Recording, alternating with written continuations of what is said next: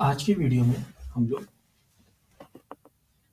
Bar graph and double bar graph दो topics cover करेंगे। Okay, तो डेटा हैंडलिंग के में ये दोनों टॉपिक्स आते हैं। आपके एनसीईआरटी बुक में अगर आप जाओगे तो दोनों दिखेंगे आपको, bar graph and double bar graph. Okay, तो पहले हम थोड़ा सा इन वर्ड्स को समझते हैं कि ये होते ही क्या है, then we will go further. Okay, तो पहली बात तो इसमें दो वर्ड्स आते हैं, एक आते हैं बार, एक आता है ग्राफ।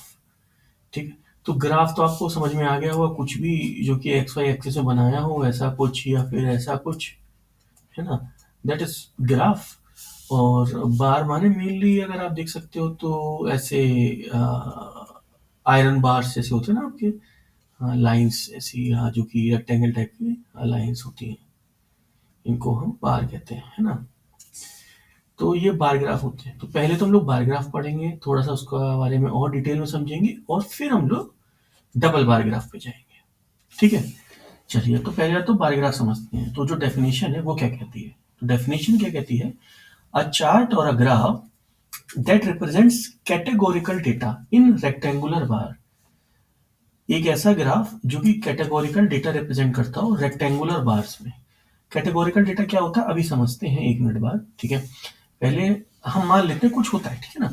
तो बार ग्राफ क्या हुआ, ऐसा चार्ट और ग्राफ, देखिए ये है ऐसा चार्ट और ग्राफ जो कि कैटेगोरिकल डेटा रिप्रेजेंट कर रहा हो इन रेक्टेंगुलर बार्स, है ना, तो उसको हम कहेंगे बार ग्राफ।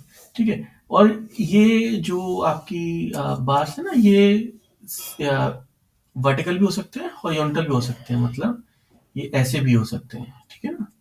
अगर आप इनको डिजाइन करोगे ना तो ये ऐसे भी हो सकते हैं, इसमें ऐसा कुछ नहीं है। ठीक है, कुछ भी हो सकते हैं, चाहे ना, जैसे कि अगर आप डिजाइन करो तो एक के साथ दो भी हो सकते हैं, इस तरीके से। ये सारे एग्जांपल्स मैं अभी आपको कवर करूंगा तो सारे आपको समझ में आएंगे, ठीक है ना। ठीक है, तो अभी हमें इतना समझ में आया कि बार ग्राफ क्या होता है, कोई ऐसा ग्राफ जिसमें कुछ कैटेगरी का नाम की चीज होती है, उसका डेटा रिप्रेजेंट करते हैं। कैसे, रेक्टेंगल्स, है ना, या तो वर्टिकल रेक्टेंगल या हॉरिजॉन्टल रेक्टेंगल। बहुत ही बेसिक इतना हमें समझ में आया। अब कैटेगोरिकल डेटा क्या होता है, ठीक है, आते हैं। तो कैटेगोरिकल डेटा में दो वर्ड्स हैं, एक तो आपका कैटेगरी, है ना, और डेटा। कैटेगोरिकल डेटा में ये हुआ ना आपका, तो कुछ ऐसा जो कैटेगरीज को रिप्रेजेंट करे, ऐसा कुछ डेटा जो कैटेगरी को रिप्रेजेंट करे। अब कैटेगरी क्या होती है, कैटेगरी कुछ ऐसी चीज होती है जो कुछ ऑब्जेक्ट्स, पीपल या किसी भी चीज को कंबाइंड रिप्रेजेंट करे। जैसे कि आप ये कह सकते हैं, जैसे कि पहला हमने ले रखा है जेंडर, देखिए मेल फीमेल, है ना। तो इसमें जैसे कि काफी सारे लोगों को ना आपका इकट्ठा रिप्रेजेंट कर दिया एक बार में, है ना, तो ये एक तरीके से कैटेगरी हो गई। वैसे मेल्स में भी काफी सारे लोगों को एक साथ रिप्रेजेंट कर दिया, तो भी कैटेगरी हो गई, ठीक है ना।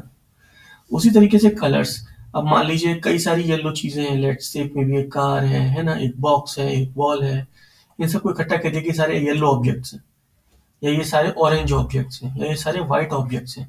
तो इस तरीके से ये कैटेगरी बन गई। ठीक है, कुछ भी कैटेगरी हो सकती है, जैसे कि क्लास में कैटेगरी बना दी, भाई पास वाले बच्चे कितने हैं और फेल वाले बच्चे कितने हैं। मतलब कुछ ऐसी चीज जो कि कोई ग्रुप ऑफ चीज को रिप्रेजेंट करे। वो ग्रुप ऑफ चीज लिविंग नॉन लिविंग, मतलब या तो पीपल हो सकते हैं जैसे कि स्टूडेंट्स, है ना, man women childrens old age people, कुछ भी, या फिर वो कोई ऑब्जेक्ट हो सकते हैं जैसे कि कार, पेंसिल, रबर, कटर, कुछ भी, है ना। सो इसी चीज को हम कैटेगोरिकल डेटा कहते हैं, ऐसे ग्राफ्स में हम यूज करते हैं, ठीक है ना। तो अब हम आगे बढ़ते हैं, ठीक है। ठीक है, तो अब हम बार ग्राफ में और आगे बढ़ते हैं। तो देखिए बार ग्राफ को ना दो तरीके से रिप्रेजेंट कर सकते हैं। मैंने आपको बताया कि बार ग्राफ में ना हम ऐसे रेक्टेंगल को सीधे सीधे खड़ा कर देते हैं, इंडिया में ना बार कह लो आप, है ना। तो भाई इन्हें कैसे रिप्रेजेंट कर सकते हैं, तो ऐसे सीधा सीधा खड़ा करके, या देखिए एक और है, या ऐसे, मतलब वर्टिकल और हॉरिजॉन्टल। क्या क्या हुआ लिखते हैं धीरे धीरे, है ना, वर्टिकल, वर्टिकली से स्टैंड करा दिया हमने, या फिर हॉरिजॉन्टल।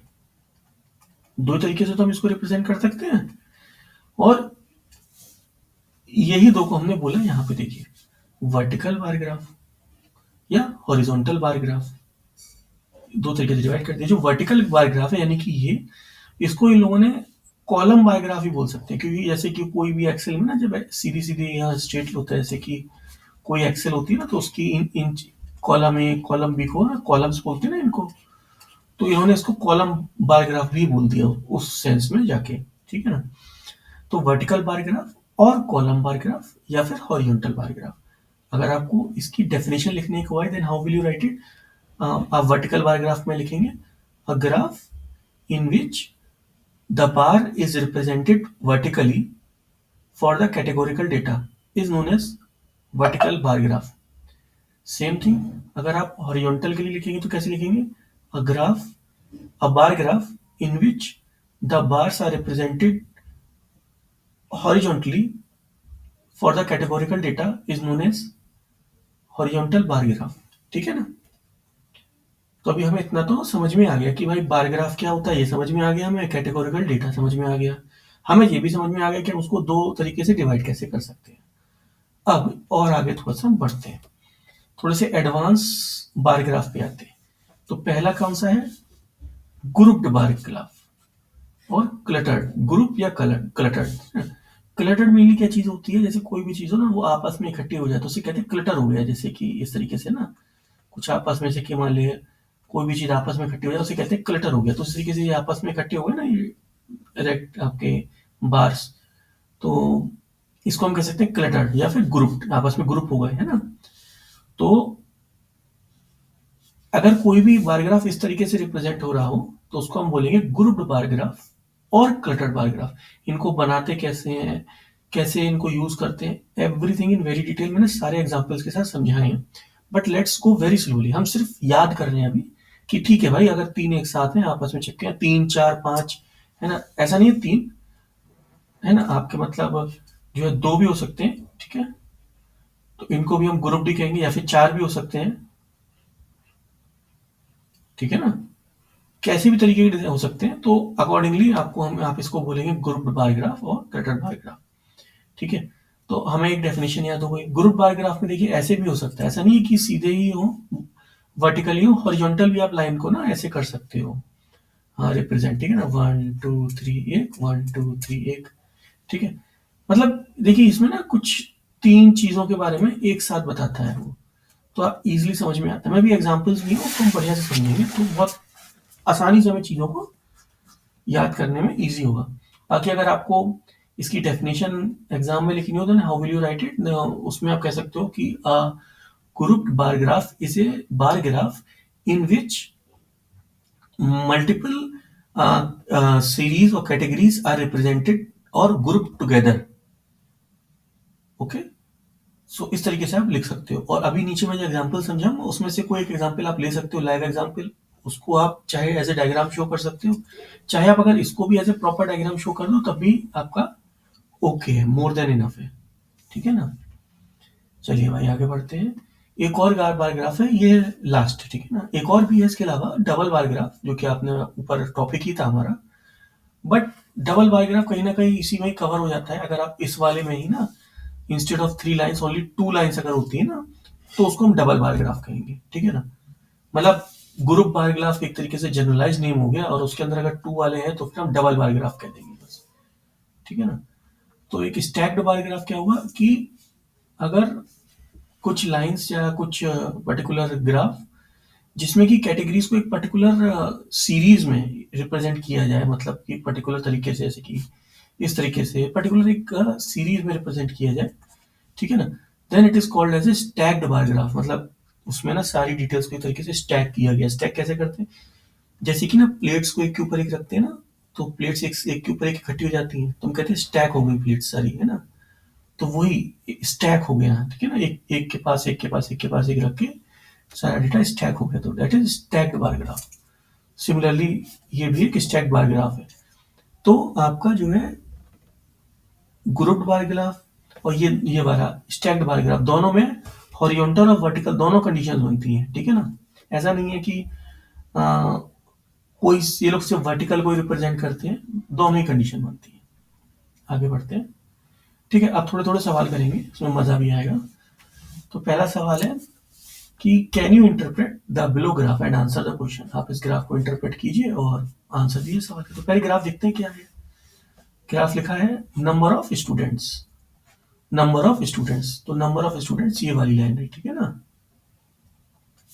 और ये क्या है आपका ईयर।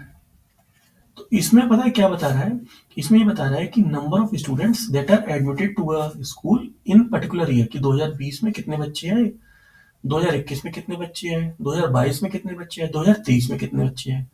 तो अगर इसका आप देखोगे तो कितने आए, 50 बच्चे। इस वाले में कितने बच्चे आए, 150 बच्चे। देखिए लाइन मैच करिए ना।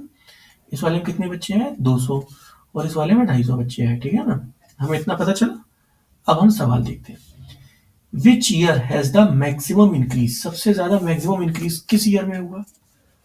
आप लोग सबसे पहले टिक किस पे करोगे, इस पे, बट ये गलत आंसर है, ठीक है ना।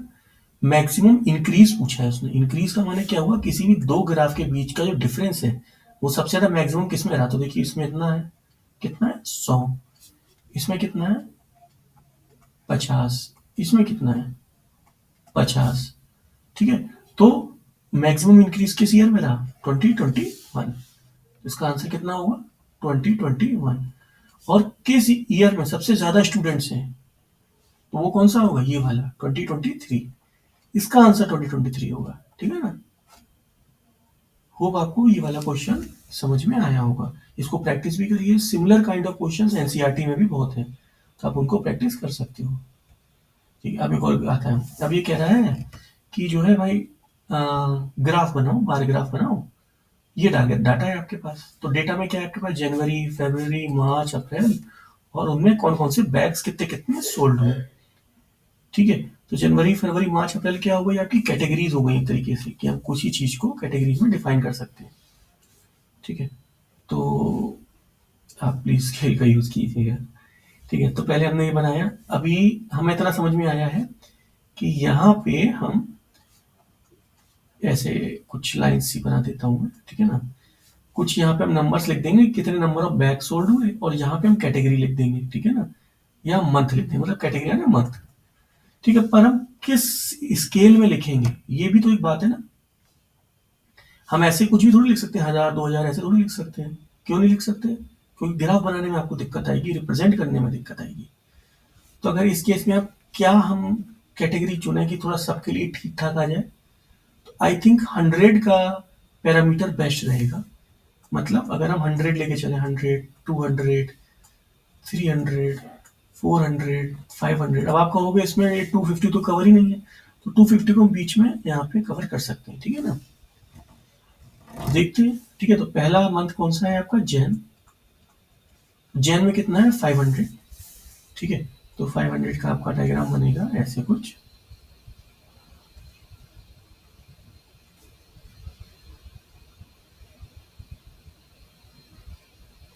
ठीक है। ये 500 वाला बन गया, ठीक है। आप चाहे तो थोड़ा सा इसको ऐसे ऐसे भी कर देना, तो एग्जाम में अच्छा सा लगेगा, ठीक है। अगला क्या है, फरवरी। अभी फरवरी में कितना है, 200, तो बना दीजिए 200 है।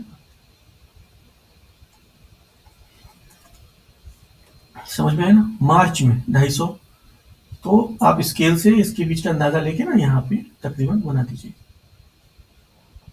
और ये ना, ये जो डिस्टेंस है, ये वाला, ये तीनों का ये बराबर रखिएगा। मतलब मेरे में तो ज़्यादा ही फर्क लग रहा है, पर आप प्लीज इन डिस्टेंस को बराबर रखिएगा। अगर ये वाला 2 सेंटीमीटर लेके चल रहा है, तो उस वाले को भी 2 सेंटीमीटर, इस वाले को भी 2 सेंटीमीटर लेके चलिएगा। It looks really good in the graph, okay. तो ये मार्च हो गया। अभी 300, 300 वाला यहाँ पे आएगा आपका तकरीबन, है ना। ये आ गया आपका। तो ये कौन सा हो गया, अप्रैल। आपका बन गया ये ग्राफ है। इसको ऐसे ऐसे एक एरो दे दीजिए, और यहाँ पे लिख दीजिएगा number of bag sold. X और वाई एक्सिस का हमें लिखना भी बहुत जरूरी है कि वो क्या रिप्रेजेंट कर रहे हैं, else it's a waste, okay. Number of bag sold इधर लिखा आपने, इधर लिखा आपने मंथ, ठीक है ना। Then it's a proper graph, okay, ठीक है। तो अभी इतना हमारे हमने बना लिया। Next go to next graph, ये वाले में। इसमें देखते हैं क्या चीज़ है भाई।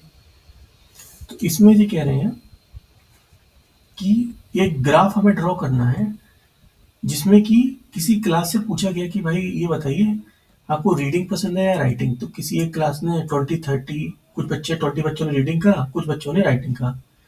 क्लास 2 में कुछ बच्चों ने रीडिंग, इस तरीके से राइटिंग, और इसमें भी रीडिंग और राइटिंग। लेकिन इस ग्राफ में दिक्कत क्या है, ठीक है, इस ग्राफ में दिक्कत क्या है मैं आपको बताता हूँ।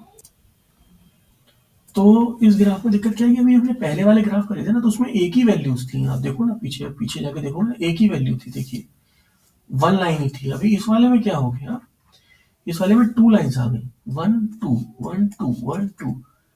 ठीक है, अब हम इसको कैसे रिजॉल्व करेंगे? ठीक है ना, तो देखते हैं। तो सबसे पहले हम 2 लाइन्स खींचेंगे बेसिक, ठीक है, ओके। अभी हमें इधर की तरफ कुछ नंबर्स वाली स्केल बनानी होगी, ठीक है। तो हमने कुछ लाइन्स ऐसी खींच ली, आगे देखते हैं कैसे बनाएंगे हम इसको। ठीक है, अभी नीचे हमें कुछ कैटेगरी रखनी होगी। तो अगर हम कॉमन कैटेगरी क्लास लेके चलें, ठीक है, हम कुछ भी इस ग्राफ को 2 तरीके से बना सकते हैं, ठीक है ना। हम कॉमन कैटेगरी क्लास लेके चलते हैं, तो हम जैसे कि क्लास 1, क्लास 2, क्लास 3। अभी हमने एक चीज डिफाइन कर ली, ये भी हमने डिफाइन कर लिया। अभी रीडिंग राइटिंग पे आते हैं, एक अभी हम इन सबको देखेंगे, इनमें से कॉमन हम कैसे ले सकते हैं। तो हम 10 20 30 40 50 ले सकते हैं, 10 20 30 40 50, ठीक है। स्केल डिफाइन हो गई, कैटेगरी हमने अंदाजा लगा लिया। रीडिंग राइटिंग, अब ये क्योंकि 2 है ना, तो इसमें ग्रुप्ड वाला ग्राफ बनेगा। तो रीडिंग कितनी हुई आपकी 20, बनाइए 20, बन गया 20। राइटिंग कितना हुआ 30, ठीक है। अभी इसको ना किसी एक तरीके से रिप्रेजेंट कर दीजिएगा, इसको मान लीजिए किसी एक तरीके से रिप्रेजेंट कर दीजिएगा, या कलर्स भी आप यूज कर सकते हो। तो और आप ना इधर नीचे की तरफ जाके ना अपने एग्जाम में भी ना इसको बता दीजिएगा कि देखिए अगर ऐसा वाला है तो इसका मतलब हुआ रीडिंग, ठीक है भाई। और अगर जो है ये वाला ग्राफ है तो इसका मतलब हुआ आपका राइटिंग। या आप कलर्स भी बता सकते हो कि एक को येलो कर दो, एक को ब्लू कर दो, कह दो कि देखो येलो वाला ये कलर का मतलब है, ब्लू का ये मतलब है।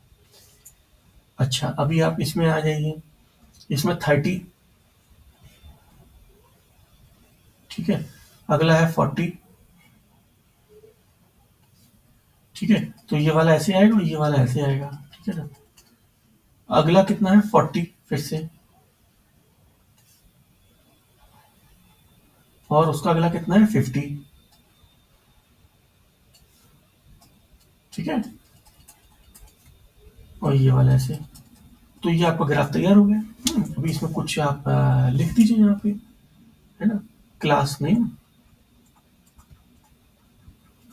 ठीक है। यहाँ पे लिख दिए नंबर ऑफ स्टूडेंट्स। ऐसे भी काफी सारे सवाल हैं एनसीईआरटी में, आप रिजॉल्व कीजिए उसको। और आप चाहिए तो उसमें ना एक को ऐसे रिप्रेजेंट कर दीजिए, राइटिंग,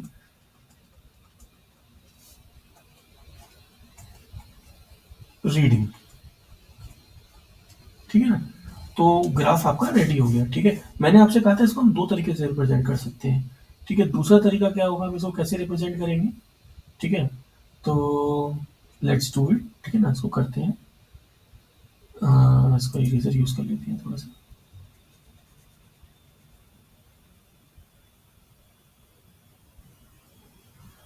अगर हम क्लास की जगह रीडिंग राइटिंग भी ले सकते हैं, ठीक है ना। और रीडिंग राइटिंग को भी हम कैटेगरी मान सकते हैं। ऐसा कुछ नहीं कि मैंने रीडिंग राइटिंग लिया है तो आपको भी लेना है, ओके। आप कैसे भी रिप्रेजेंट कर सकते हो, ओके। तो अभी देखते हैं, तो वापस ग्राफ बनाते हैं, ठीक है। फिर से इधर वही नॉर्मल कुछ स्केल्स ही बना देंगे।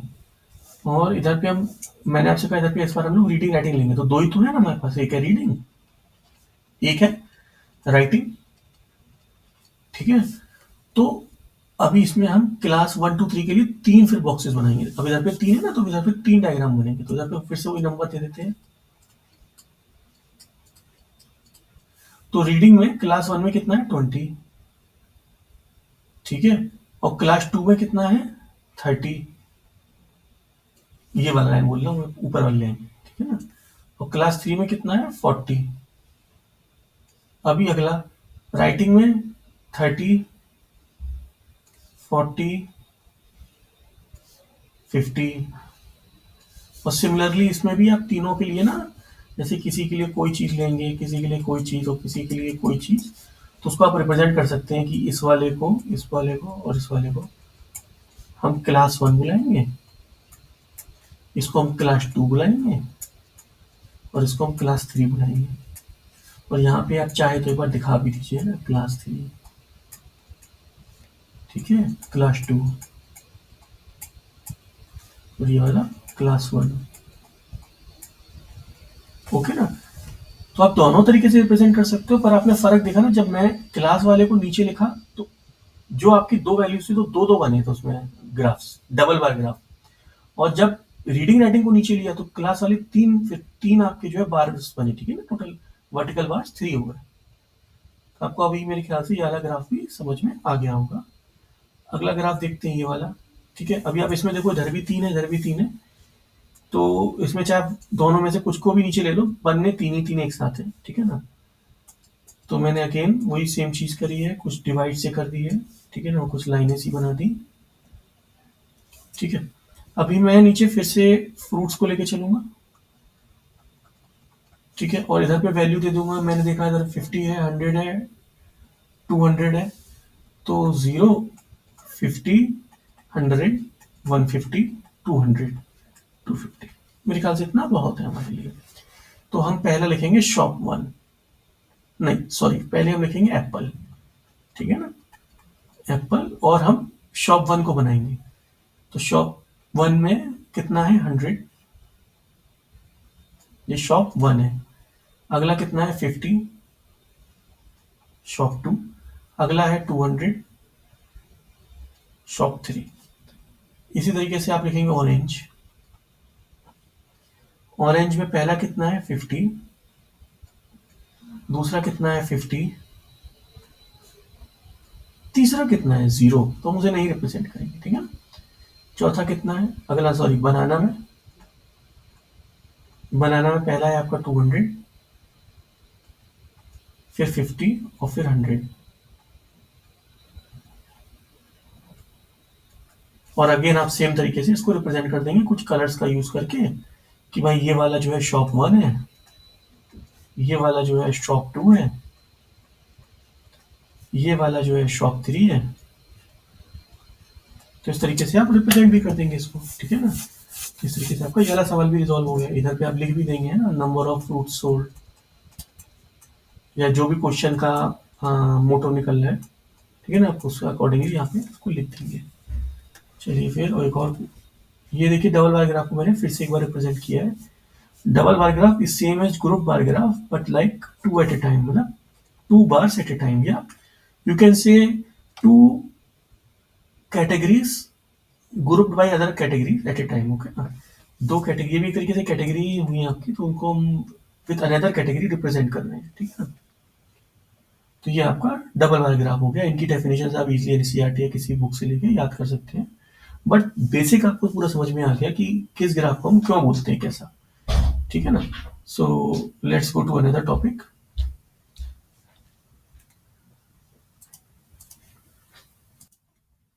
तो अभी हम लोग ना एक और क्वेश्चन पे आते हैं, इस वाले पे, ठीक है। तो इस वाले क्वेश्चन पे भी अगेन सेम चीज ही है, ग्राफ बनाएंगे हम लोग। परसेंटेज आप देख सकते हो, ठीक है, 10, 20, 30, 40, 50, 60, 70, 80, 30, 40, 50, 60, 70, 80, ठीक है ना। ये सारी परसेंटेज आ गई। अभी हम टीम को नीचे रखेंगे, ठीक है ना। तो पहला ले लेंगे हम इंडिया, और इसमें भी हम दो ग्राफ बना लेंगे, ठीक है ना। एक आपका आएगा 70%, एक आएगा आपका 78%, तो आप स्केल से मैप कर सकते हो 78%।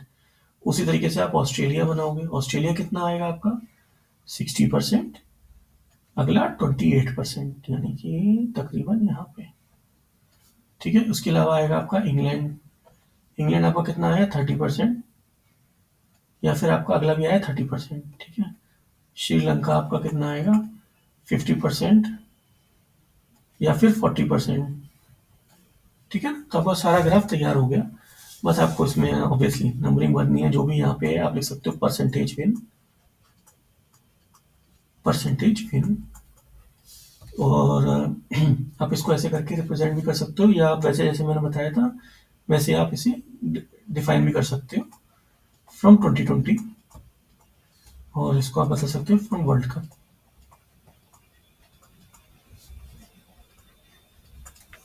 ठीक है ना, तो ये भी आपका रिजॉल्व हो गया। अभी एक क्वेश्चन और है, ये वाला आई थिंक आपको थोड़ा इजी लगेगा। ठीक है, इसमें सिंगली ग्राफ बनेगा, तो बनाते हैं।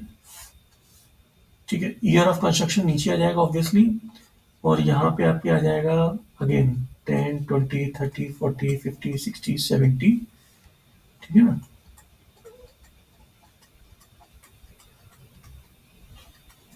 एट्टी तक कर देते हैं, एक लाइन एक्स्ट्रा ही रख लेते हैं। ठीक है ना, तो जो 2010 का है वो कितना आएगा, 60। ठीक है ना आपका, और 2011 का कितना आएगा आपका, 50। 2012 का 70। सॉरी, मैं जैसा भी डिजाइन कर पा रहा हूँ बोर्ड पे, बट प्लीज आप इसकी यूज कीजिएगा। और ये वाला 55 आएगा, तो 55 तकरीबन यहाँ आएगा।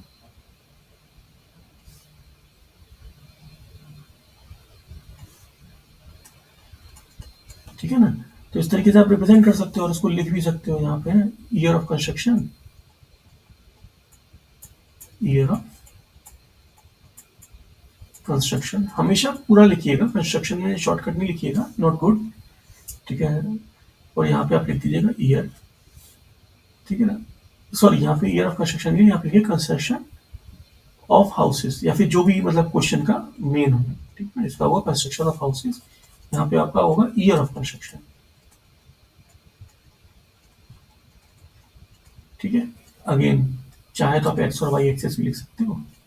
ठीक है, और इसको ना रिप्रेजेंट भी कर दीजिएगा कि ये रिप्रेजेंट करता है आपका जो है यहाँ पे, इधर पे आप रिप्रेजेंट कर दीजिएगा।